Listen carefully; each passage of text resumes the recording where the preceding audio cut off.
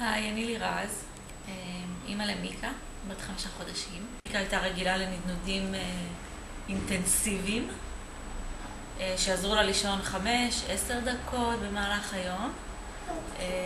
בלילה היה קצת יותר טוב, אבל גם היה קצת קשה להירדם.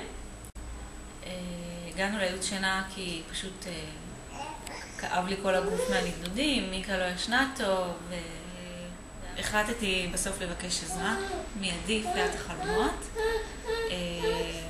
ועדי הגיעה אלינו קצת מוקדם, בגיל 4 חודשים. עשתה לנו איזושהי שיחת הכוונה כזו, שעזרה, אבל לא מספיק, והתעקשנו קצת יותר. חיכינו לזמן המתאים, והתחלנו ייעוץ שינה, ששינה לנו את החיים. והיום, כשאנחנו בתוך התהליך, היא לומדת לישון לבד. היא ישנה הרבה יותר מ5 דקות, 10 דקות, היא מגיעה לשעה וחצי, לפעמים אפילו שעתיים, שזה קסם גדול.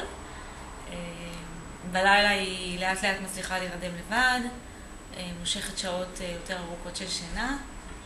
היא ילדה הרבה יותר רגועה, הרבה יותר שמחה. אימא שלה הרבה יותר רגועה, הרבה יותר סבלנית, ואני מאוד ממליצה, מאוד מאוד.